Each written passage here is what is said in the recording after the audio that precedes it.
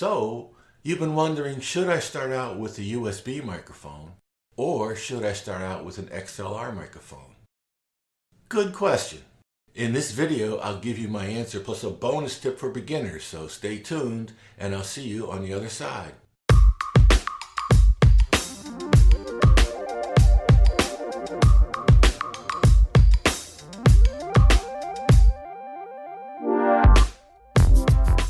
Yeah, so there's many types of microphones, right? And the price points can go anywhere from, like under $100 to thousands of dollars. Microphones that you would find in a professional recording studio, can go into the thousands. What's pictured here, though, is a Samson mic. That one you can find for about $80. And the USB mic that's pictured is a Blue Yeti mic. And that one you can find for about $130. Sometimes it's a little bit less, sometimes a little bit more, but $130 is that's a good ballpark figure. And even though there's like many, many different kinds of microphones, basically there's just two kinds of connectivity for these mics. One is an XLR connector, and the other is a USB connector. All right, so here are the connectors, right? So with an XLR microphone, you will typically find a 3-prong connector, and with a USB mic, you'll find a USB connect. This is the same kind of connection that you would find on your PC and or laptop. So let's take a look at the XLR mic setup. Okay, so the first thing is, your recording software is going to be on your PC or laptop, and in the audio field, recording software is referred to as a DAW, which stands for Digital Audio Workstation. Now there's a number of these out on the net. There's a number that are sold commercially, but that's just, a whole nother, tutorial. But what we can see with the XLR mic is that a 3-prong connector is not going to fit into a USB port, right? So that means, we're going to need another piece of equipment to establish the connection from the microphone to the recording software. So this extra piece of equipment is typically an audio interface. So you can see from the picture, the mics connect to the front of the audio interface, and then you connect the audio interface to your PC or laptop with the USB cable. And so in that way, you establish the connectivity chain from your microphone to your recording software. Now, an audio interface does much more than just solve the connectivity issue. And actually, that's kind of like a side feature. The main purpose of the audio interface is to improve the sound, so to speak, as it travels from your microphone to your recording software. There's lots of tutorials out there on YouTube that talk about audio interfaces. For this video, we're just focusing on the connectivity. So let's take a look at the USB connection. So you can see this, is just a whole lot simpler, right? The USB mic connects directly into the USB port that is on your PC or laptop.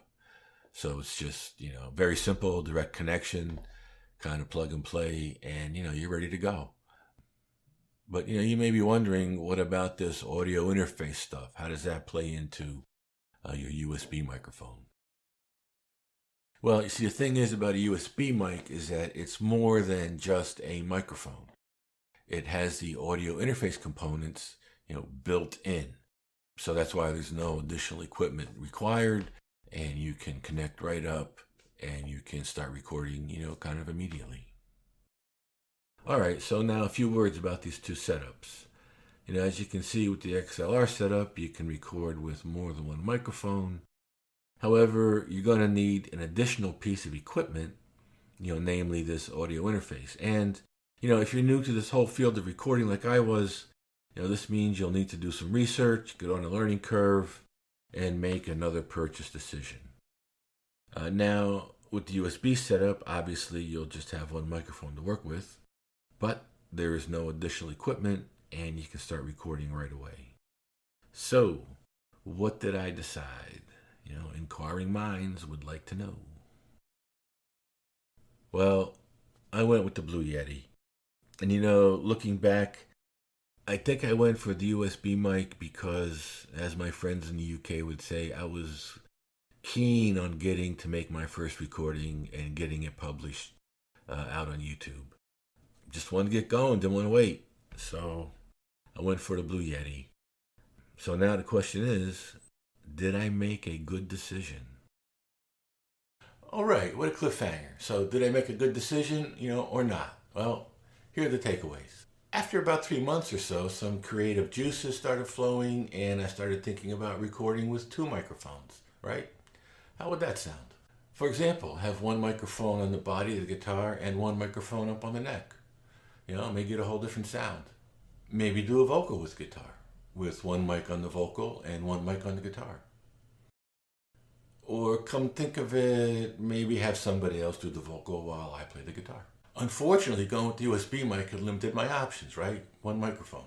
So I just didn't realize how quickly I would start thinking about other ways to record. Now, I do not have anything bad to say about the Blue Yeti, right? Worked right out of the box, reliable.